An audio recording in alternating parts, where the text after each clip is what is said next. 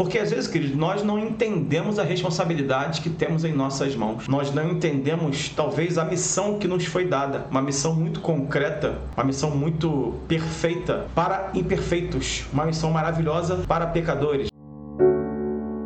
Mesmo assim, Ele nos escolheu para que fôssemos os seus pregadores nesta terra. Cada um de nós precisa, então, arcar com esta responsabilidade e entender que nós não estamos sós. Você não está só, você não está abandonado, nunca será abandonado. O Senhor está contigo. Neste texto aqui, um texto bem emblemático, nós temos que viver isso a cada dia. O versículo 5 fala assim: de sorte que haja em vós o mesmo sentimento que houve também em Cristo Jesus, que sendo em forma de Deus, não teve por usurpação ser igual a Deus, mas aniquilou-se a si mesmo, tomando a forma de servo, fazendo-se semelhante aos homens. E achado na forma de homem, humilhou-se a si mesmo, sendo obediente até a morte de cruz. Nós precisamos entender que Cristo cumpriu à risca a sua missão. Obviamente você vai falar assim: ah, pastor, mas ele era Jesus. Eu fiz questão de ler o texto todo para que você possa entender que ele se fez homem, se fez como um de nós. Ele sofreu o que nós sofremos. Ele padeceu o que nós padecemos. Ele não usurpou ser igual a Deus, mesmo sendo em forma de Deus, mesmo sendo Deus. Por que esse texto fala que ele não usurpou? O próprio diabo tentava fazer isso, né? O diabo instigava Jesus para que Jesus pudesse tomar uma atitude de Deus. E,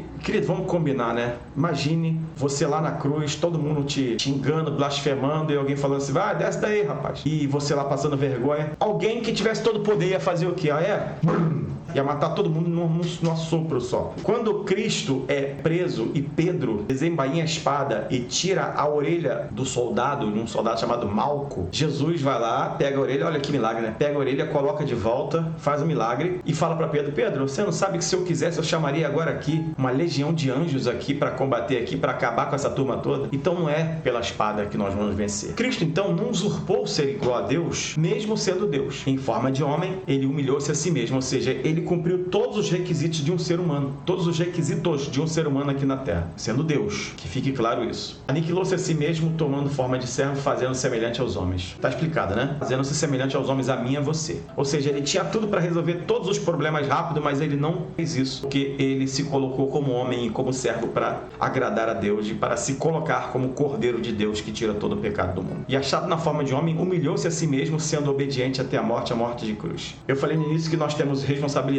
Estas responsabilidades são marcantes para mim e para você na medida em que a gente as cumpre e que nós as fazemos valer em nossas vidas. Temos que ser obedientes a Deus até o fim. Jesus foi obediente até o fim. A principal missão, queridos, Cristo já fez. Coloque isso no teu coração. A principal obra já foi feita por Cristo, indo até o final, obedecendo a Deus, se deixando ser crucificado. Queridos, que fique claro, tudo que aconteceu com Cristo, ele se deixou. Ele poderia imediatamente se livrar de tudo aquilo, porque ele era Deus. Então ele se deixou ser preso, se deixou ser esbofeteado, se deixou ser vilipendiado, se deixou ser crucificado, se deixou ser xingado, blasfemado, porque ele foi até o final para cumprir aquilo que Deus assim havia determinado. E, é claro, as profecias eram bem claras, porque ele foi ferido pelas nossas transgressões, foi moído pelas nossas transgressões, o castigo que nos traz a paz estava sobre ele. Ou seja, ele foi castigado, foi vilipendiado. Ele aceitou tudo isso, se deixou acontecer tudo isso por amor a mim e a você, para obedecer a Deus, enfim. Obediência, queridos, que precisa ser copiada por mim e por você. Você fala: ah, pastor, mas é muito difícil. Amados, é difícil. Eu reconheço que é difícil. Mas estamos no período neotestamentário. Estamos no período da graça. Lembre-se que o próprio Jesus falou que nós não ficaremos sós, que ele enviaria o seu Santo Espírito. Nós temos o Santo Espírito de Deus sobre nossas vidas. Por isso nós, com a graça dele, vivemos. E temos a plena certeza que somos revestidos por esse Santo Espírito para falarmos desse grande amor, desse amor maravilhoso que nos constrangeu, que nos ganhou, aleluia, que nos vivificou. Entenda isso. Realmente não é fácil. Ninguém está aqui falando que é fácil você pregar, ninguém está aqui falando que é fácil você resistir a tantas coisas, mas, queridos, não é impossível. Muito pelo contrário.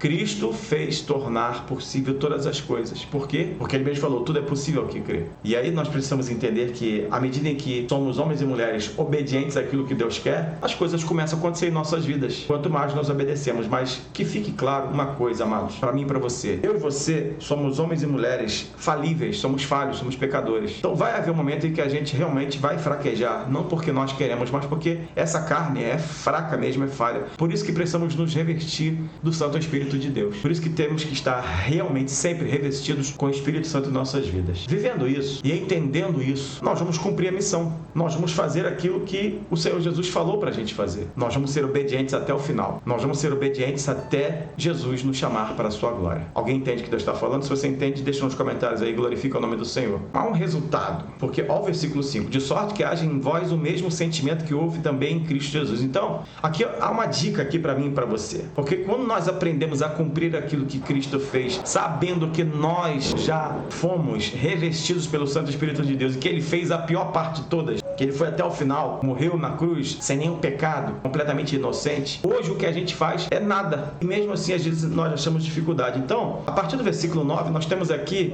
resultados práticos da obediência. Pelo que também Deus o exaltou soberanamente. Ele deu um nome que é sobre todo nome. Quando nós obedecemos a Deus, quando você obedece ao Senhor Jesus Cristo, quando você cumpre a missão e a obra, aquilo que lhe foi proposto, ou seja, sede, de sorte que haja em vós o mesmo sentimento que houve também em Cristo Jesus. Ou seja, que sentimento é esse? O sentimento de fazer a obra, o sentimento de levar o evangelho, o sentimento de falar a verdade, o sentimento de ministrar que vai haver juízo sobre a terra. Jesus está voltando. Então, este sentimento estando em nós será decisivo para que nós possamos pregar de acordo com a unção do Espírito Santo. Temos que buscar a unção do Espírito Santo. E nós temos recompensas. A maior de todas as recompensas está aqui, escrita aqui, a gente acabou de ler. A maior de todas as exaltações só é para para Jesus Cristo. Pelo que Deus também, pelo que também Deus o exaltou soberanamente e lhe deu um nome que é sobre todo nome, para que ao nome de Jesus se dobre todo o joelho, os que estão nos céus e na terra e debaixo da terra, e toda língua confesse que Jesus Cristo é o Senhor, para a glória de Deus Pai. Esta exaltação suprema e inigualável é para o Senhor Jesus e só para Ele, ok, queridos? Mas há uma recompensa para nós aqui, que fizermos também a obra do Senhor. Há uma recompensa para a tua vida, se você for uma pessoa que der um bom testemunho, um testemunho diante de Deus e diante das pessoas de que você é um crente fiel, uma pessoa que declara que Jesus Cristo é o Senhor da tua vida. Você pode achar dificuldades, porque quanto mais nós nos aproximamos de Cristo, quanto mais nós adoramos ao Senhor Jesus Cristo, quanto mais nós buscamos a Deus, mais nós incomodamos ao diabo. E se a gente incomoda o diabo, ele vai levantar situações para nos perseguir. Mas o Senhor está conosco, Deus está contigo, Ele é o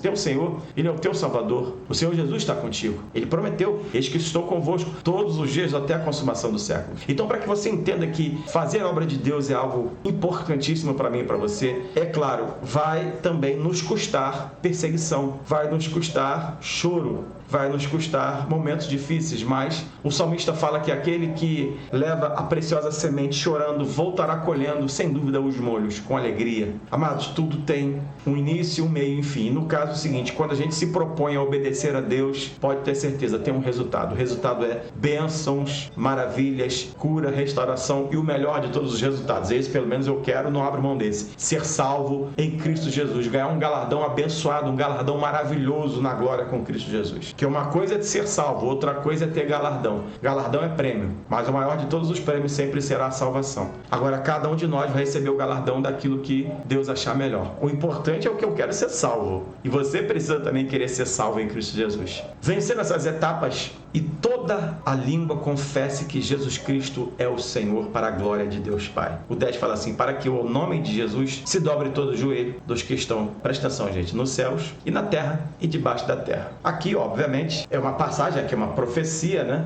quando do julgamento do grande trono branco, quando todos os seres humanos, desde os primórdios, vão ter que prestar contas diante do Senhor. E é claro, nós vamos declarar que Jesus Cristo é o Senhor, mas veja que coisa maravilhosa é ver alguém que perseguiu a igreja, alguém que perseguiu implacavelmente os crentes, ter que se ajoelhar e falar assim, Jesus Cristo é o Senhor, Jesus Cristo é o Senhor. Vai ter que confessar que Jesus Cristo é o Senhor. Mas agora, estas pessoas vão declarar que Jesus Cristo é o Senhor por causa do poderio. Não vão declarar mais que Jesus Cristo é o Senhor pela sua salvação, porque eles já estarão condenados. Mas nós, os salvos, fazemos isto desde agora. Você declara desde então, Jesus Cristo é o Senhor da minha vida. Você está declarando agora aí. Você está falando agora.